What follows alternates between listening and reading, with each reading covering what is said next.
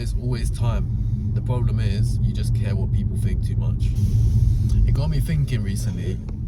I saw a guy I hadn't seen for a while, and he was around my house and we were chilling. And I had this idea of I could start doing life plans for people, become like a sort of life coach, because I'm quite interested in it. I like taking an interest in people, what's their lifestyles, how could they improve themselves, not to preach, but just simply because I'm fascinated by it. So he was telling me what he does, like he does a retail job, how far he travels every day, just rare to like his lifestyle and stuff. And I actually do take a genuine interest because, as you say, I like looking at the map, seeing where people go and like what they do. It's fascinating to me because I put myself in their shoes and I go, okay, so if I was in their shoes, what would I do? It's actually a great exercise to improve gratitude as well. So I was going, okay, you know what? This guy, he's not a degenerate, but like he likes to go out on the weekend. He likes to party a lot. He's not really like growing himself, if that makes sense. So I was thinking, okay, you know what? I'm gonna make a little plan for him in my own head. I'm not gonna give it to him because it has to come from yourself. But I was thinking, there's plenty of time. That commute alone, he has like an hour and 15 commute into work. He travels the other side of London on the tube. It's like you could grow a business in that time. You could start a business on your phone. No stock, no products needed. You could do like a virtual business on your phone. You could go to the gym a couple times a week after work. You on the tube, you could do some stretching on the tube while you're traveling. You could basically commit to a life of growth just on your way to work, to and from work. And it was interesting for me because these type of people, they're always so quick to say like, oh, I don't have time. I'm working, I'm doing this, I'm doing that. I don't have time to grow. I don't have time for a business, or I don't have time to go to gym. It's like there's always time. It doesn't matter. There's always, even if you have a window of 10 minutes, you're busy the whole day and you just have a 10-minute window, there's always time. Like if you were desperate, bro, you could crack out some push-ups on the street if you had no time. But the problem is that these people, they care what people think too much. I've got another friend as well who I did this sort of little exercise for. And it's like I assess their life and I can see that they have time. We all have time.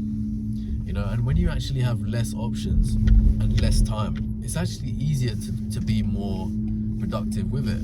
We use like, oh, I don't have time as an excuse, but not having time actually shows you the way. It goes, okay, I got this small window. How can I use this small window of time and opportunity to the highest regard? It's often when we have more time that we don't actually use it. So people are lying to themselves and saying, oh, I don't have time.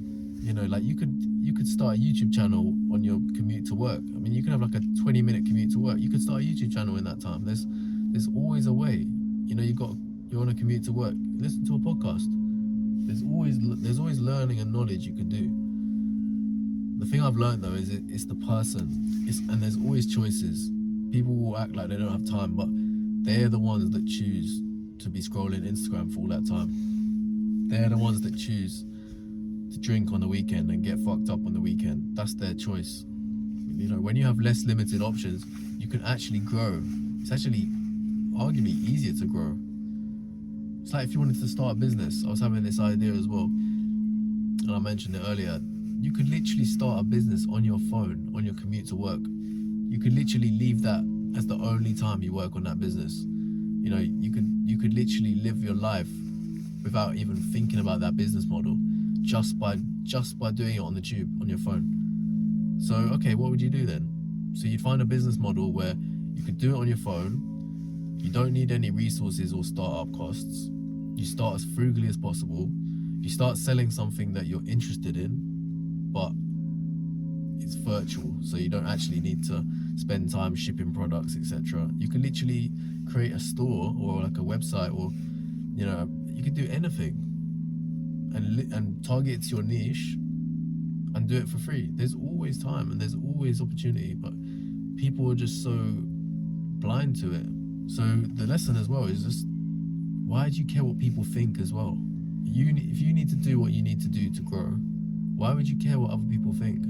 So many people are paralyzed by what other people think. That's the beauty of rejection as well. Let people judge you. People are always gonna laugh at someone who's growing themselves. It's inevitable.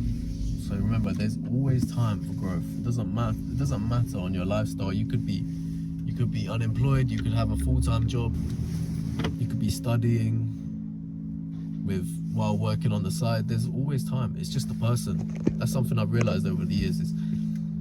It's not the situation people are in. It's their mindset. Mindset is honestly one of the most key things in life. I always used to think mindset was bullshit because it's not something you can see.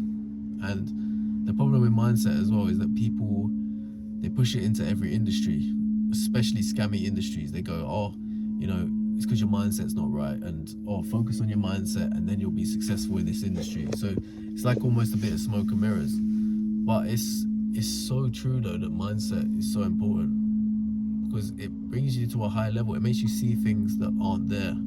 It raises your standards significantly.